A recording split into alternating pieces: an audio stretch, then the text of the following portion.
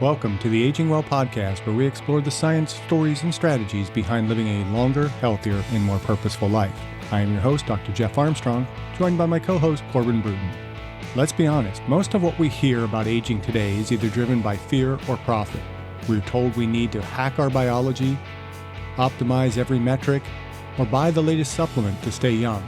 We are bombarded with promises from pharmaceutical giants, tech billionaires chasing immortality, and fitness influencers peddling silver bullet solutions. And through it all, one crucial truth gets lost. Aging isn't a problem to be solved, it's a process to be honored. Here at the Aging Well podcast, we're offering an alternative. Our mission is inclusive, not exclusive. We believe aging well is not just for the wealthy, the bio-optimized, or the genetically gifted. It's for all of us. Grounded in spiritual, physical, intellectual, emotional, and social well-being, as well as the 6 pillars that we often talk about here on this podcast. If you're tired of the noise and looking for a space where science meets soul, where longevity is about more than lifespan, it's about health span, meaning, and connection, you're in the right place. This is not anti-aging. This is pro-living. This is the Aging Well podcast, Aging Well. Dr. Armstrong, I have a question for you, and I think we should just dive right in on today's episode. So let's just start here. What are we missing when we treat aging like a disease? I think we're missing quite a few things, actually. It bothers me that we call aging a disease, because aging is a natural process, and disease is an unnatural process. It's where our physiology is messed up. And so there's a lot of problems that come from just telling people that aging is something that is a disease. It's something to be feared. It's something to be prevented. And, you can't prevent aging, and you can prevent disease. And so I think by focusing in on it as a disease, we kind of overlook really the positive benefits of aging. You think about, wisdom and the resilience and the opportunity to reflect back on a life well lived and to have grandchildren. And, aging is a great opportunity for us. And I think this idea of aging as a disease really just promotes ageism. It puts a stigma on aging. And it also harms us in that it causes us to begin to expect decline. You hear people, they have aches and pains in their joints. It's just a matter of aging. Or you go to your doctor and it's like, oh, you're fine. You're just, you just got to accept you're getting older. It's like, no, I don't accept that I'm, getting older means that I have to, struggle through these things. I think by expecting decline, it causes us to ignore the opportunities to age well. Mm-hmm. So what are your thoughts? Well, no, I think that's funny that you're bringing that up, because there's been some certain scenarios where, and it could just be little things here and there, where I was having some knee issues. And I was man, yeah, that's what everyone was saying. They're like, oh, you're just getting old. Or if I cut myself, I notice it takes a lot longer to heal than it normally would in the past. Or even when I get sick, right? When I get sick, when I was younger, maybe a day of rest and I'd be fine. Now it's like almost 3 days. And everyone's like, oh, well, it's because you're getting older. And I'm like, well, maybe the flu evolved. Maybe I don't accept that. Don't put that curse on me. I don't want that. I know a lot of people have a fear of getting old, and I think it comes from what they've seen with their grandparents or their own parents, where they've seen what that old age kind of does to them or did to them.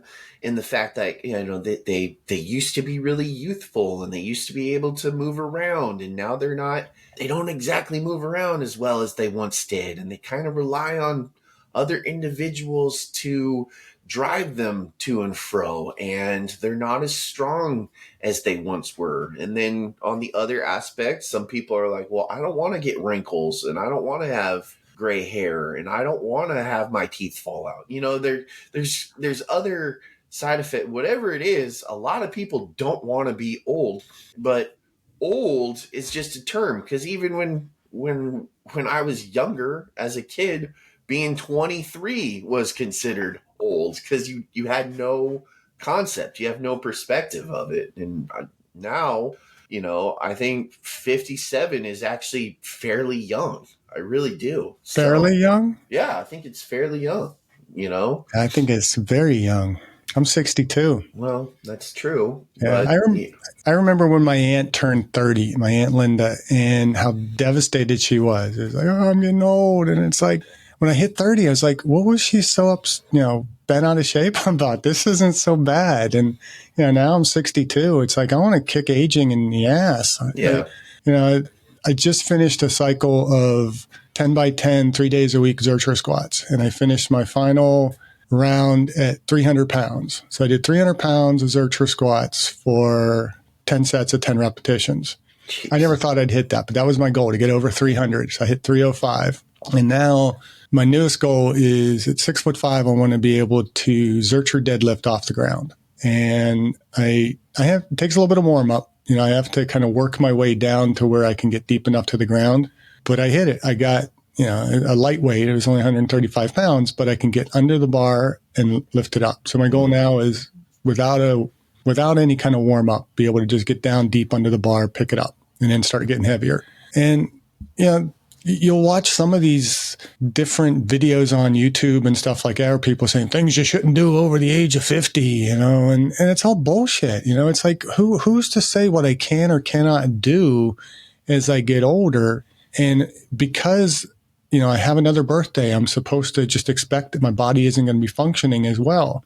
Yeah, there's going to be a little bit of decline in there.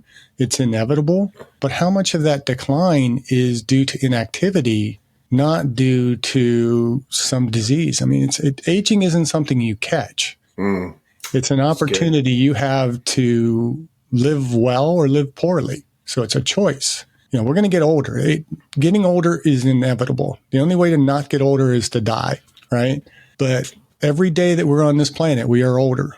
And so aging is inevitable. How we age is a choice. It's not a disease. That's good. Well, a lot of people, they may want to try and do some alternative measures in order to prevent aging. But I know that in previous episodes, you've called out the biohacking movement. So what's your concern with how it approaches aging? I hate the term biohacking. I hate the term hacking, because hacking to me just implies a shortcut. And so I know there's a lot of well-meaning people that use the term biohack, and it's kind of, again, that counter to the aging process. But there's nothing, we go through our 6 pillars. Those are not a hack. Those are a Right. lifestyle that is going to enable you to live more effectively, live with vitality, live well, live longer. And biohacking just kind of implies that we can skip past the little things that we need to do and just take a pill, take a supplement, take a spend $1 million a year on activities and supplements and things that are going to so-called reverse the aging process. And it's frankly bullshit. I don't like the idea that we're hacking our systems. We are just working the physiology of the body in a positive manner to slow this process of decline.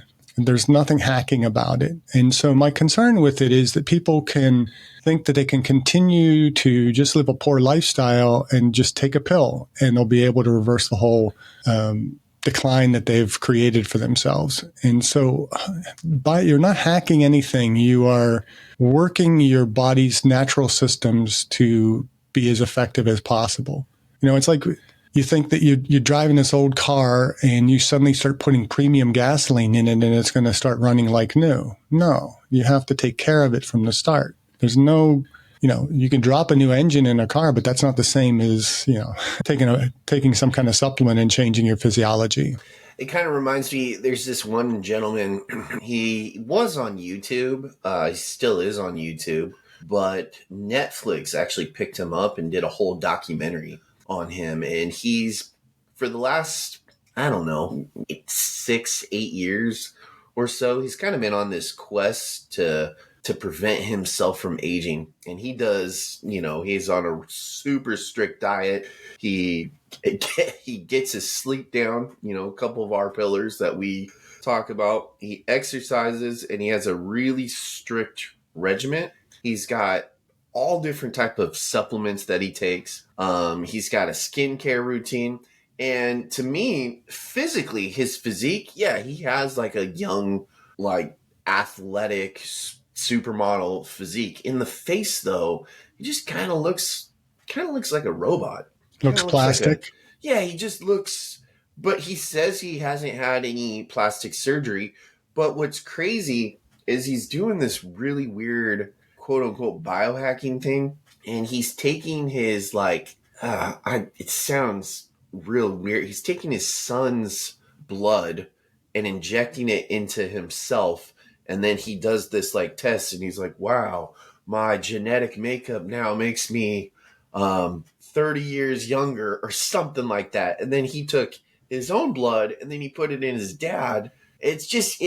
It's a weird documentary. It's so weird. Well, I know who you're talking about. And the guy, I mean, yeah, okay, you can spend $1 million a year when you're a billionaire. And yeah, I'm not impressed with how he looks. And he's younger than me. I physically, I don't know what he can lift or any of that kind of stuff. I've seen interviews with him where it's like, your physique doesn't look all that great. And not that you're judging anybody based on their physique, because that's not the whole point of aging. But his face looks very plastic to me. And is that, if you're only aging physiologically well, what about all the other parameters? We have our spies, our spiritual, physical, intellectual, emotional, and social. Those are all contributing factors to aging well. And those are ignored by the biohacking movement. There's very few in the whole longevity movement that really excite me of work they're doing. And, there are some things I like and don't like that Dr. Peter Attia promotes. He's overall pretty good. We've talked several times, and we've had Dr. Kaberlein on the podcast. And I like his approach. I mean, he very much kind of follows the basic principles. He's not really looking for hacks. He's looking for maybe certain pharmacological treatments and things like that we can do to assist us in aging well. And that's the difference. Biohack, somebody is trying to use that drug, that supplement to fix the aging problem, trying to reverse aging. And we're not trying to fix the aging process. We're trying to slow the aging process. We're trying to do the things that are going to help us to live with the greatest amount of vitality and the greatest amount of health span. Well, and I think some people, they want that little easy pill, right? Everybody wants the easy pill. I mean, the magic pill.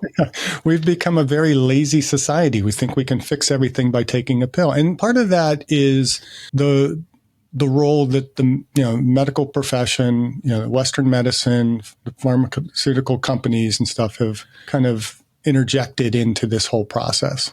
Well, that's a perfect segue into my next question. So how do you think pharmaceutical companies and supplement brands shape the aging conversation in ways that might be more harmful than helpful? Well, again, I think they underscore the idea that aging is a disease, and they also kind of underscore the whole biohacking process, that we can just fix the problem. The Western medicine, the pharmaceutical companies, supplements all think that we have a problem to fix, and that by treating the symptoms of aging, we're fixing the problem. And aging is not a problem to solve. It's a process that we need to just focus on doing better. And I think the pharmaceutical companies are all about not making us well, but keeping us just sick enough that they can keep providing us with their product. And, I think it was Dr. Lupkin, when we interviewed him, that he pointed out that, medicine never cures anything. All it does is treat the symptoms. And, it's about lifestyle changes. And I know the supplement brands will say, well, taking the supplements is a lifestyle. But is it really? Because you're supplementing, you're not, it's filling a void that you're not filling through natural nutrition, exercise, good sleep, and all those types of things. And I'm not knocking. There are supplements that I think are useful, especially as our environments make it a little bit harder to age well. But there's a difference between selling something that is helping to promote our health versus basically selling snake oil that is intended to mask a problem or convince us that we're reversing the problem. If you're enjoying the Aging Well podcast, be sure to like, subscribe, or follow on your favorite platform so you will never miss an episode. And if you find our conversations helpful, please share the podcast with a friend, because aging is something we're all doing and we're better at doing it together. And support our guests in this podcast financially by visiting the affiliate links in the episode description below, and use the links or codes provided for discounts on products we have vetted and feel comfortable recommending to our valued viewers and listeners. Thank you, and now back to the podcast. I also think that supplements, I think supplements have a benefit in the fact that, yes, we are supplementing, but a lot of people aren't getting the proper nutrition or the proper whatever that they need. But I also think when a supplement becomes too awesome and it starts really cutting back on a lot of symptoms, I think Big Pharma comes in and kind of dilutes the supplement per se, because let's see, ashwagandha, for example. Ashwagandha, a few years ago, no one had really heard of it, and those that had heard of it, when they would take it, it would help a lot, help regulate hormone levels. It would help do all these things, and then all of a sudden, ashwagandha blew up, and it became really popular, and now it's almost like you take it, it's a completely different supplement than what it once was. And it's almost like a placebo effect. It's almost like, this isn't the same. It's not the same.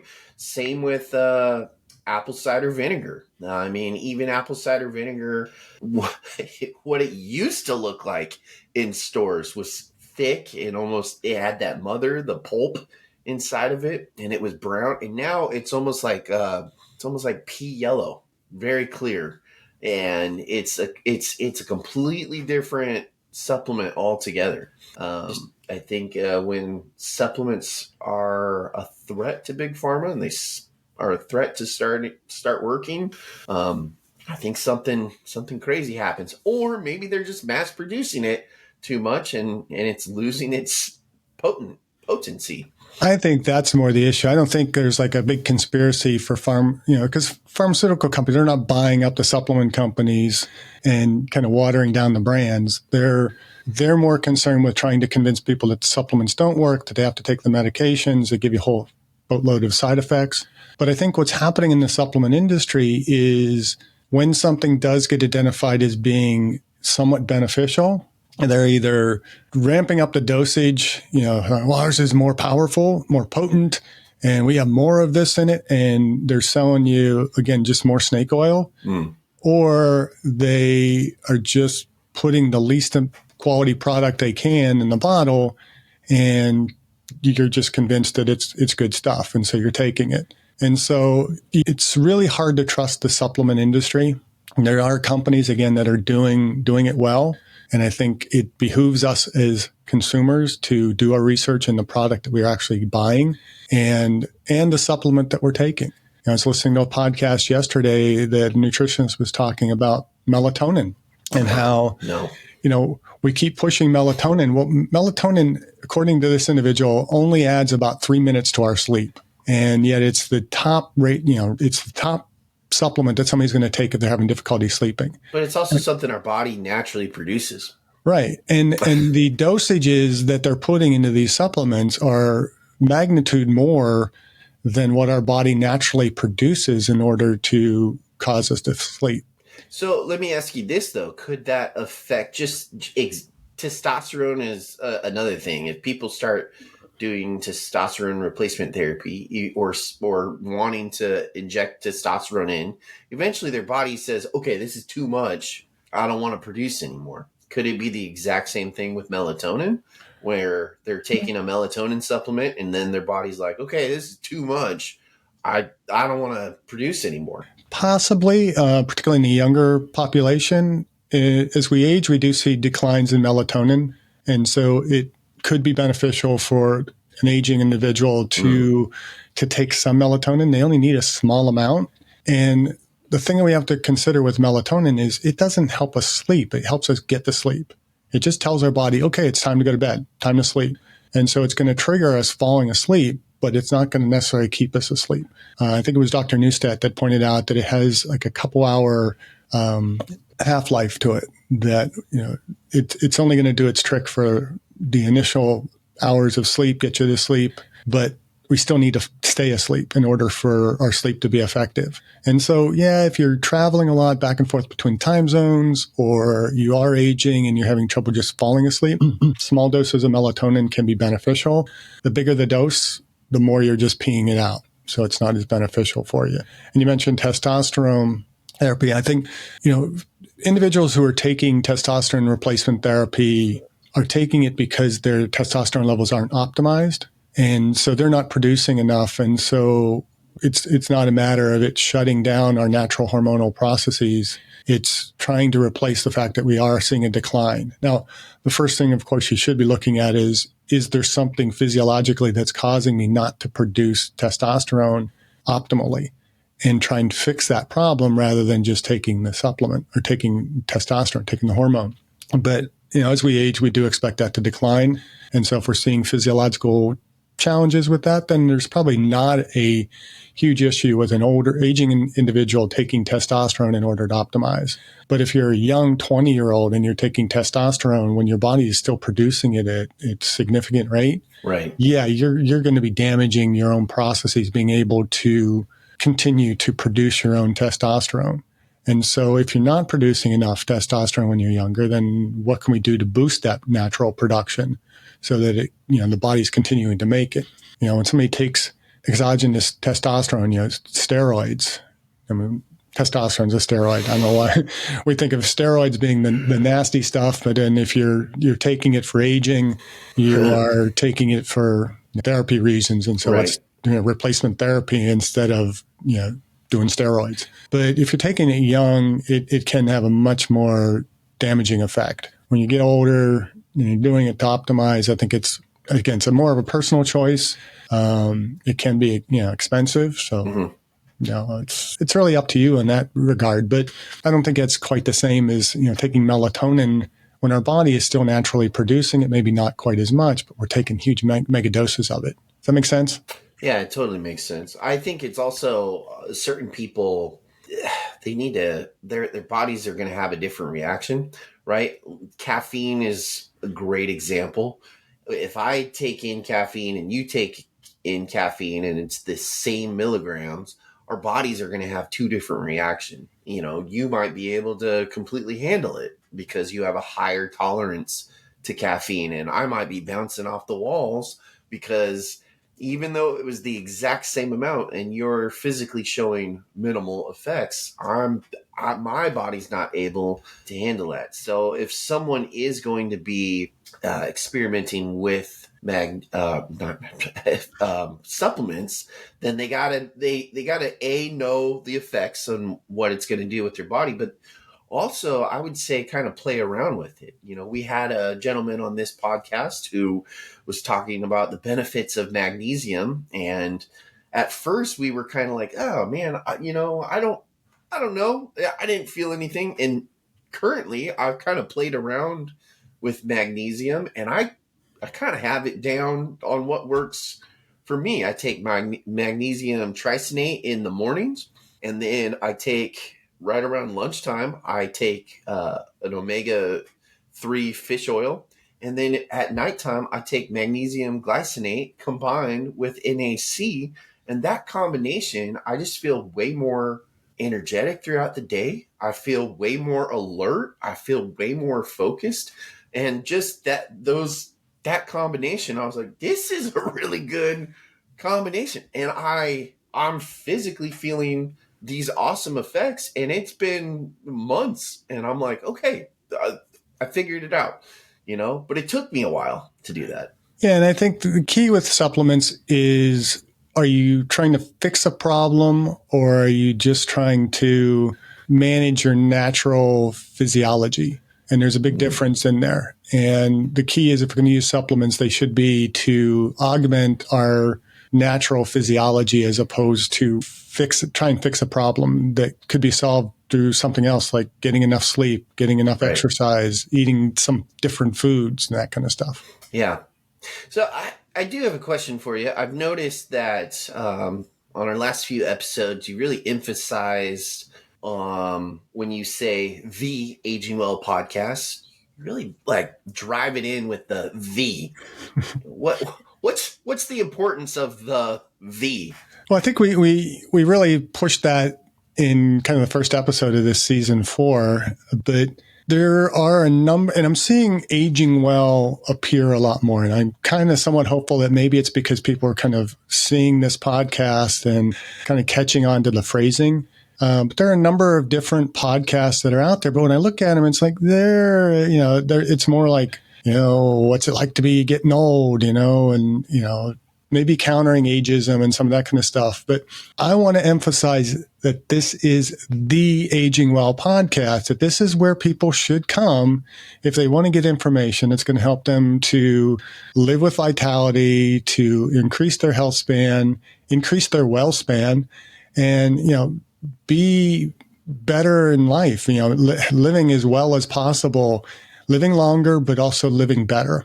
And so this is the Aging Well podcast. So the other ones, they're good podcasts, and you might see people talk about things to do to age well. But I want this to be the resource where people are going to come for information about how to age well. Right. We should probably just give this opportunity right now. If there's anyone who, believes in our 6 pillars, I think that would be a really cool thing. So if you're a nutritionist, if you're a sleep hygienist, if you're, we'll just start promoting it. Just come on. We'd love to interview with you.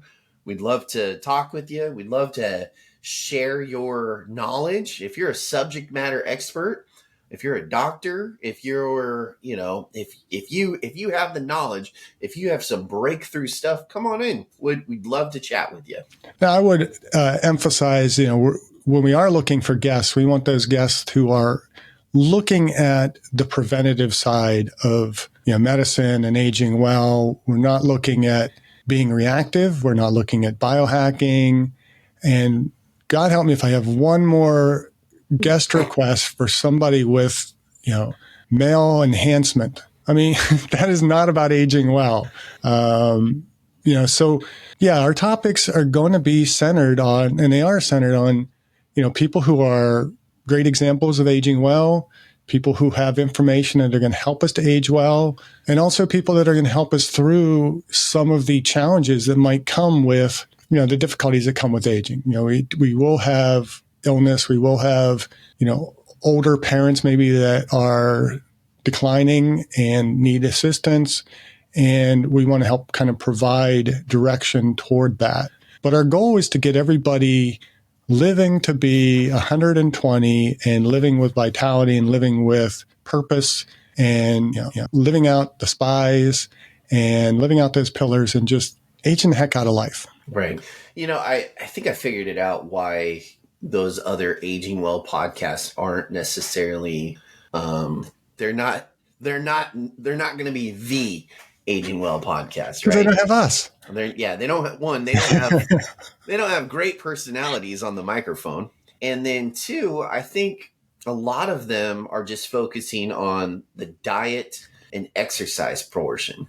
And because I think a lot of people are just associating diet and exercise when it comes to aging well. But why is that model so outdated?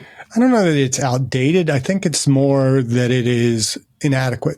Okay. And we started this podcast with much more of a diet exercise perspective. I mean, it's because that's what exercise we know. science. Yeah. But I brought into it, a little bit of my well-centered fitness. That was a small component of the start of this podcast, thinking of the spiritual, physical, intellectual, and emotional. Our shout out to Jay. Again, he's going to start asking for royalties every time we point out that he's the one who identified the SPIES acronym. But, there's more to aging than just the exercise and the diet. And, we started with 4 pillars, that I've identified from teaching pathophysiology and exercise. It was the, exercise and physical activity, eat a healthy diet, maintain a healthy body composition, and don't smoke. And we've talked recently about, how fewer and fewer people are smoking. So that's a little bit less maybe of a concern. But where we have really leaned into a little bit more is sleep hygiene and purposeful social connections and the importance of those things. And it's all of those factors, whether we label them as 6 pillars or, others will, kind of label them at 4. And I'm kind of drawing a blank right now on how Matt Caberline labels his. And he just kind of, it's like, I forget how it goes. It's like move, eat, sleep, and connect, I think is how he does it. Which, it's basically shaping the same, it's just another way of painting the same picture. But there's more than just the exercise. And I think, we've recognized too that sleep, as hard as it is to say as an exercise physiologist, is probably more important than exercise when it comes to aging well. Because if we don't get enough sleep, our hormones get out of order, our ability to manage blood glucose levels, manage stress, function in our jobs, function in our relationships, to be able to recover from exercise and to be able to exercise is all going to be affected by that lack of sleep. And so getting adequate sleep really becomes a major priority. But of course, we got to still exercise. We still have to look at our diets and we still have to not smoke. And, we want to be interacting with people socially. And so all those things are important. And so it's not that the model is outdated. I think it's just a limited model. Gotcha. So you mentioned the 6 pillars of aging well, but can you dive into a little bit more detail and really break down each pillar and how it contributes to a more holistic life, especially as we age?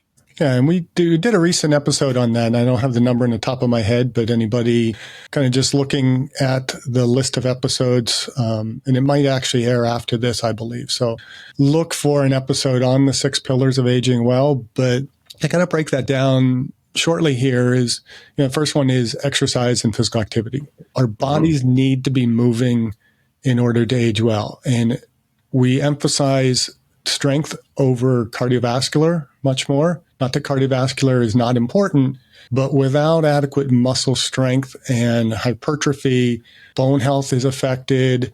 Our ability to move, which means if we can't move as well, then we're not going to be able to stress the heart and the respiratory system as effectively.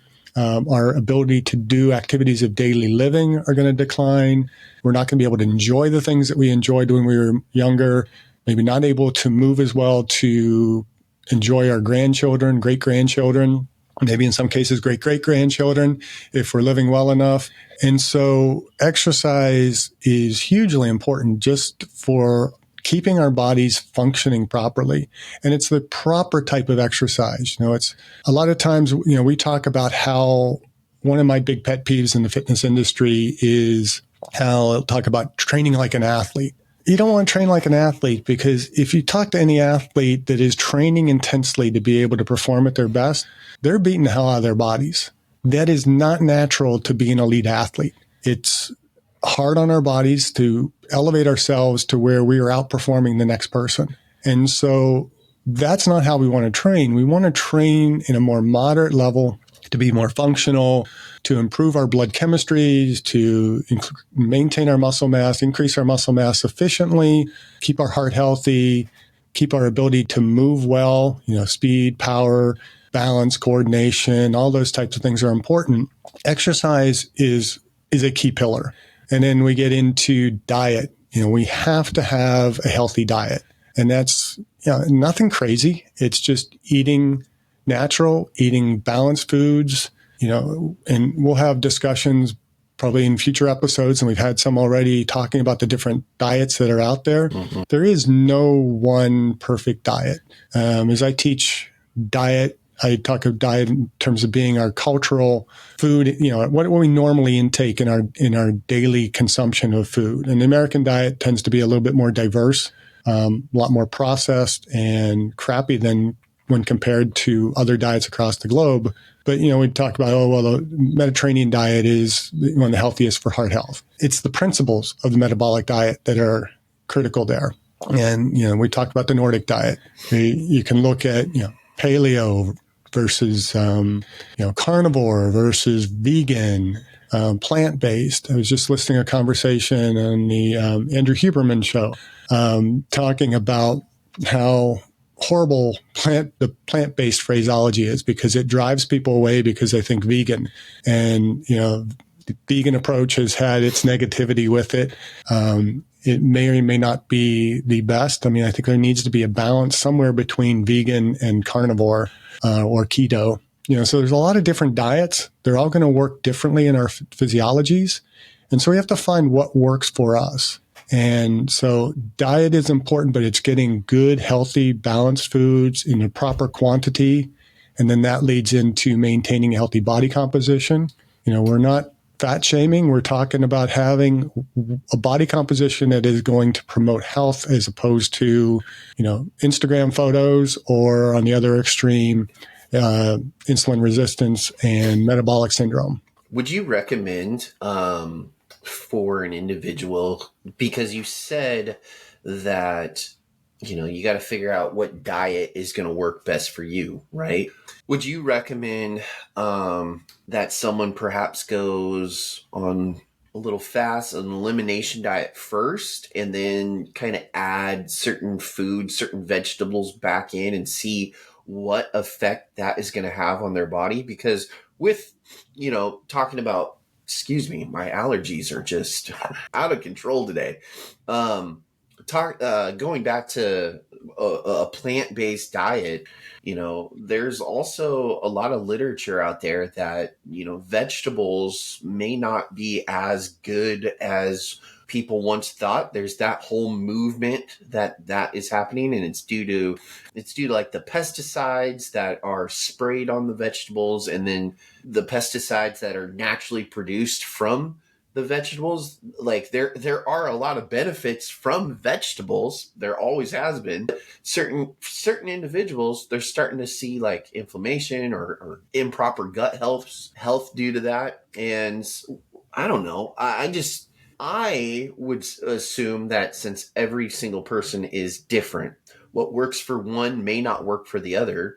I think if someone does want to go down this journey, I think an elimination diet at first, and then slowly implementing certain things and just being really in tune and paying attention to their body could be beneficial for an individual who is trying to age well. I mean, I think it can be. I don't know that it's necessary. I think it's just being in tune with your body and what you're consuming and what effect it has on you. And it's just trying to eat as few unhealthy processed foods as possible. We've talked about how, there's going to be foods that are processed that are healthy. We really just want to look at what impact the foods that we are eating is having on our bodies, having on the environment, and having on our communities as well. And just eating, a good balanced diet. We don't have to eat as much meat. We should be eating a lot more vegetables and a lot more legumes, some fruit, and eating, nuts and things like that, eating healthy oils, making better choices. And we're probably not going to escape all of the pesticides and some of that kind of stuff. But I think we're working toward maybe getting rid of a lot more of those, which could be a good boost for, our health. But, it's baby steps when it comes to diet. And when you talk elimination diet, sometimes I think it's beyond baby steps. It's like, okay, we're going to eliminate everything. I'm only going to drink water for a week. I'm going to cleanse my body of all this stuff. And then I'm going to, little bit by little bit, add things in. That can take forever. We should be able to be in tune enough with our bodies to know that if I eat this, it's going to have an impact. Like I know, and I have been for years not eating pork. And I still don't eat pork. I refuse to eat, gross meats that, roll around in their own shit, but, and eat the bottom feeders. So I don't eat shellfish. But if I go to a restaurant and, they use a lot of pork, even though I get a dish that doesn't have pork in it, I can expect I'm going to have a little bit of a reaction to it. Chinese food does this all the time to me. And it's usually, even though I don't eat something that is intentionally having pork in it, I'm going to see a response. And so I know my body is sensitive to pork. And that's been something that has been more or less self-inflicted, because when I was younger, I could eat pork without any problem, but I kind of wised up to eating it and started eating less of it. And, now my body rejects it when it gets it. It's going to go through my system. It's going to blow through my system so fast just to get rid of those toxins and that, stuff that it negatively affects my body. So if I eat something, that has a negative effect, then I probably shouldn't be eating it. And so you don't have lobster either? Oh, hell no. Really? No. Oh, I love lobster. I never liked lobster. I mean, what makes lobster taste good? Butter. You have to put tons and tons of butter on it. Tell me anybody can eat lobster without just plain lobster, without any kind of seasoning, without any kind of butter on it. When lobster was first introduced, it was a poor man's food. And, it was embarrassing to eat lobster. Lobster is a bottom feeder. It's not intended to be eaten. I'm sorry.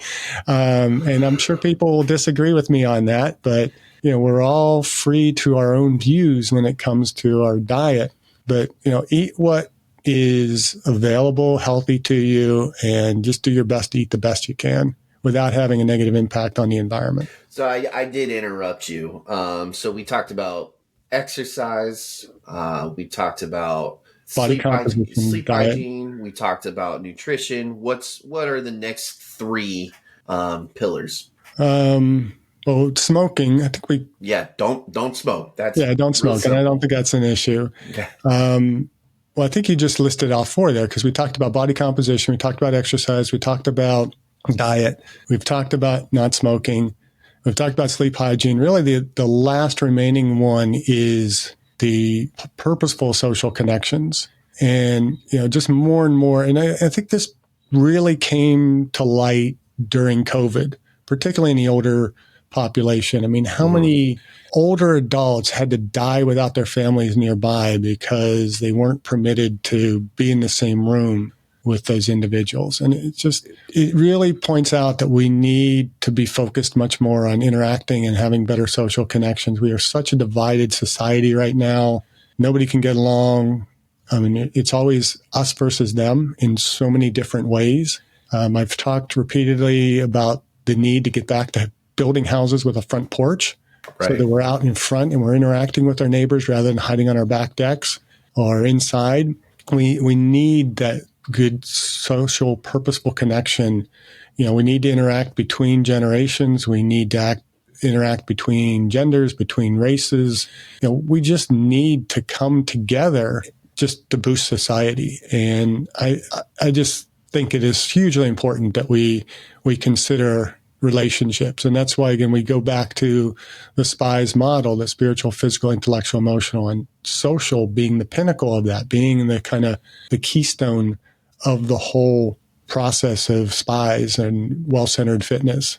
And so that becomes equally as critical. Now, we've talked a little bit about alcohol and the role of alcohol. I think, the reason alcohol doesn't have to fit into our pillars is that, we all respond a little bit differently to it. How we use alcohol fits into those various areas. I mean, it's going to have an impact on our exercise, on our sleep. It's going to impact our social connections. It impacts our diet as part of our caloric intake. So it kind of spreads across all of those, and how we use it is going to have positive and negative impacts on those 6 pillars. And I think we added a 7th pillar, didn't we?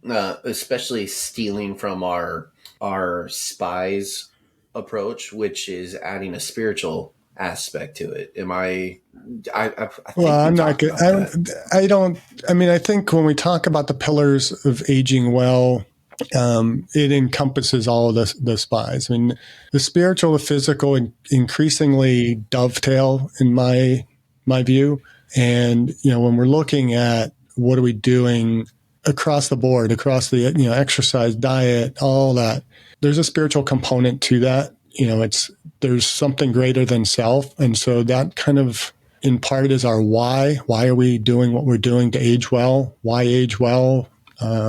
So I think there's a certain separation, yet a connection between the 6 pillars and the well-centered fitness model or the SPIES. So I wouldn't add that as a pillar, just like I wouldn't add alcohol in there as a pillar, because I think it transcends all of those 6 different dimensions or pillars. Gotcha. For those of you that are wanting to know more about the spiritual aspect, just a little plug. Dr. Armstrong actually has another solo podcast called "We Have a Spiritual Problem," where he dives deep into spiritual conversations. It's pretty cool. I recommend our listeners go check it out. Go support him on that. And yeah, you didn't know I was going to give you a plug No, today. I didn't. There you go. Thanks for the plug. There we go. But back to aging well. Dr. Armstrong, you being an exercise scientist and really, really understanding the science of exercise, what does the typical exercise science approach miss when it comes to older adults? I think probably the biggest thing it misses is the principle of individuality. It assumes that every aging adult is the same, and it assumes that when you hit a certain age that all your functions are going to decline dramatically, and it doesn't really understand that movement should be purposeful, should be working on maintaining a high level of performance. I think exercise science, as it looks at aging, tends to ignore the performance aspect of exercise for the health and so-called maybe health span, maybe longevity piece, but not really looking at, okay, yeah, we can live longer and maybe not get as sick, but are we really functioning as well? And I think I've pointed out before, I teach my exercise testing and prescription class. I've just more recently started to really notice and point out that, when we go over like the norms for the bench press, it shows that when you're in your 20s, if you bench your body weight, you're in fair condition. But when you hit 60, if you can bench your body weight, which I still can with a little bit of pain, you're suddenly superhuman. You're like at the 99th percentile. And it's like, that shouldn't be the case. And I've talked about as well when, I forget how many years ago it was now, that I went to the American College of Sports Medicine conference, and they were honoring a bunch of the senior fellows.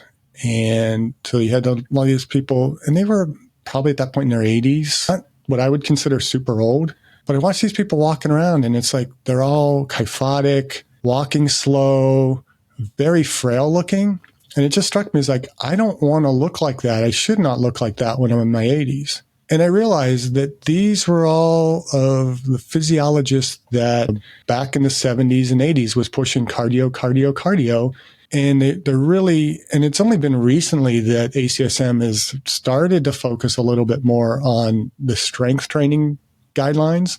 It's been much more heart health, really focusing more on the health-related components of physical fitness, cardiorespiratory endurance, muscle endurance, not enough to the strength endurance, muscle strength, but flexibility and to a certain extent body composition. But when you focus on body composition, it's lose body fat. Well, we diet and we lose weight, we lose muscle mass. So there hasn't been that focus or emphasis on building strength, building muscle mass, and maintaining that muscle mass. And it just struck me as, okay, these people weren't lifting weights. They weren't building muscle to be able to maintain their functionality well into their senior years. And so I think one of the biggest things that we've missed is the idea of improving performance as we age, growing into our bodies, being stronger as we age, being able to do more with the freedom that we get as we get into kind of the third age of life. And I think that's been one of the big things that they've missed. And then also, really trying to understand the complexities of nutrition and performance in individuals. And that's a hard one to kind of study. And, exercise science in general is hard to study because of the huge amount of variability amongst individuals. But when it comes to older adults, I think we've just ignored the fact that some people are aging better than others. We can do a lot more as we age than we tend to be told we can do. And we've been overly cautious in regards to what we should or should not do. And so, I think we've fallen pretty short in a lot of different areas when it comes to exercise science and the aging adult. Well, I think this is a good portion for our listeners to take a break. And if they want to continue listening to this conversation, they can join us next week for part 2 of the Aging Well podcast. And as always, keep aging well. Thank you for listening. I hope you benefited from today's podcast. And until next time, keep aging well.